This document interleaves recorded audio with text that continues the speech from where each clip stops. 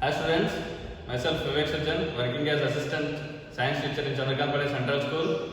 Today we are going to discuss about the chapter respiration in organism. So in this chapter we are going to see about the respiration and different types of respiration. If you have any doubts, please comment in the comment box. We will give the solution for your doubts. Okay. So let us move to the chapter. So initially we are going to go with the introduction, that is, why do we respire? Cell of an organism performs certain functions such as nutrition, transport, excretion and reproduction. Okay, different organisms perform certain functions such as nutrition, transport, excretion and reproduction. To perform these functions, the cell needs energy. Okay, to perform all these functions, the cell needs energy. Even when we are eating, sleeping, running, reading, we require energy. Okay, so but where do this energy comes? Okay, but where do this energy come from? The food has stored energy. Food has stored energy. Already it has the stored energy which is released during respiration. Inside the food already the stored energy is there, that is released during respiration. Okay, the air we breathe in is transported to all parts of the body. Okay, and ultimately to each and every cell of our body. Oxygen in the air helps in the breakdown of food. Okay, the food is transported to each and every cell of the body, and the oxygen will help in the breakdown of food.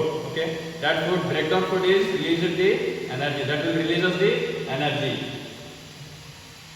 So we are going to now discuss about the respiration, the process of breakdown of food in the cell with the release of energy is called cellular respiration.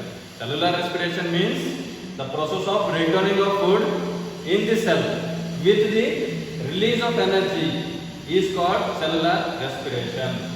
Cellular respiration takes place in the cells of the all organisms. Cellular respiration takes place inside the cell of the all the organism.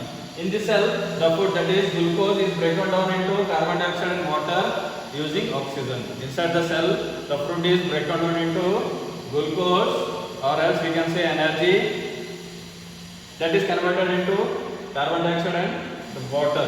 Okay, the food is converted as energy, carbon dioxide and water. Okay, when the breakdown of glucose occurs with the use of oxygen is called an aerobic respiration. Once again I will repeat, when the breakdown of glucose occurs with the use of oxygen. Okay, the breakdown of glucose takes place with the use of oxygen, then that type of respiration is known as aerobic respiration. Food can also be broken down without using oxygen. Food can break down without using oxygen. That type of respiration is known as anaerobic respiration. Okay, anaerobic respiration, breakdown of food releases energy. In anaerobic respiration also the breakdown of food takes place and it will also releases the energy. So glucose in the presence of oxygen, that is nothing but aerobic respiration. Glucose in the presence of oxygen, it will give as a byproduct as carbon dioxide, water and energy. Carbon dioxide is a waste and the water is utilized in our body, and the energy is also utilized inside our body. Some organisms such as yeast that can survive without oxygen. Okay, they can survive without oxygen in the absence of air. They are also called as anaerobes. The organisms which can survive without oxygen, they are known as anaerobes. Okay, the anaerobes get energy through anaerobic respiration. Anaerobes get the energy through the anaerobic respiration. In the absence of oxygen, glucose breaks down into alcohol and carbon dioxide. Okay, in the absence of air, glucose is break down into alcohol and carbon dioxide. You can see the reaction here. Glucose is break down in the absence of air. It is converted into alcohol, carbon dioxide and energy. In the making of alcohol, this process only they will use yeast for the fermentation process, and they will make alcohol. Okay, so muscle cells can also respire anaerobically. Muscle cells which have inside our body, we have the muscles inside our body, they can also respire without oxygen, or else we can say anaerobically. okay, but only for a short time. They cannot respire for a long time, but only for a short time in the emergency situations like during heavy exercise or fast running or cycling, walking. So in this type of situation, the muscle cell will work. The muscle cell will produce the energy in anaerobically. Okay. Example: glucose is converted in the absence of air, in the absence of oxygen, into lactic acid and energy. Inside our muscles, the glucose is converted into lactic acid and energy in the absence of air. Next, we are having breathing. Breathing means taking in air rich in oxygen. The intaking of air which is rich in oxygen and giving out air which is rich in carbon dioxide. This process is known as rest breathing, or else we can say this process will done by the help of respiratory organs. Okay, this process is known as breathing. Intaking of oxygen rich air and outgiving of carbon dioxide. This process is known as breathing. Okay, this process is done by the help of respiratory organs.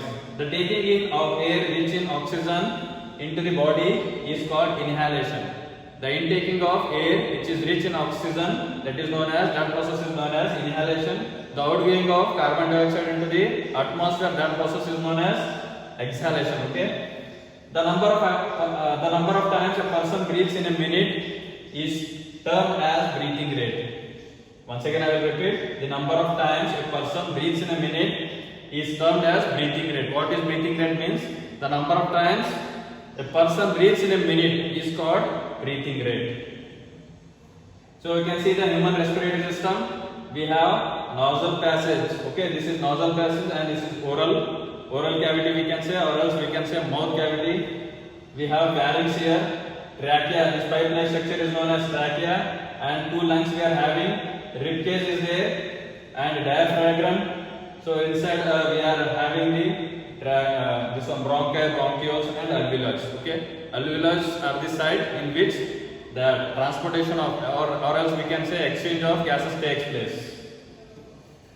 So how do we breathe? Normally we take in air through our nostrils. We take in air through our nostrils. Okay, through the nostrils we will intake the air which is rich in oxygen. Okay, when we inhale air, it passes through our nostrils into the nasal cavity. Okay, from the nasal cavity the air reaches into the lungs through the windpipe. Okay, from nasal cavity the air will reach us to the windpipe.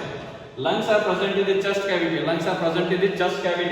This cavity is surrounded by ribs. The lungs are protected by the bony cover called as ribs. A large muscular sheet called diaphragm forms. Diaphragm, that is floor of the chest cavity. Okay, the diaphragm will help in the keeping the ribs in, or else keeping the lungs in the safe position. Breathing involves the movement of diaphragm and the rib cage. Breathing will involves the movement of diaphragm and the rib cage. The intaking of air also, it will movement takes place in our lungs. Okay,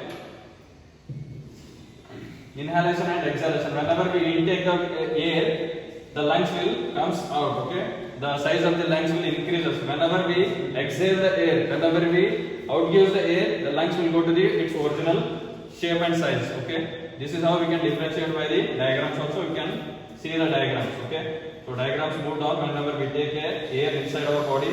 Diagrams move back to the original position whenever we exhale the air. Okay,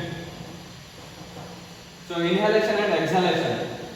During inhalation, ribs move up. During inhalation, ribs will move up, or else we can say move outwards. As the diaphragm move downwards, this movement increases the space in our chest cavity and reaches into the lungs. The air will reach us into the lungs. Okay, the lungs get filled with air. During exhalation, ribs move down and inwards. During exhalation, ribs will move down and it goes inwards, while diaphragm moves up to its former position, or else the diaphragm goes to its original position or original size. This reduces the size of the chest cavity and air is pushed out from the lungs and we can exhale it easily. So this is how we can see the different types of respiration, that is respiration in human beings, anaerobic respiration, aerobic respiration, different parts of the respiratory system we have seen in our this one topic. If you have any doubts, please comment in the comment box. Thank you.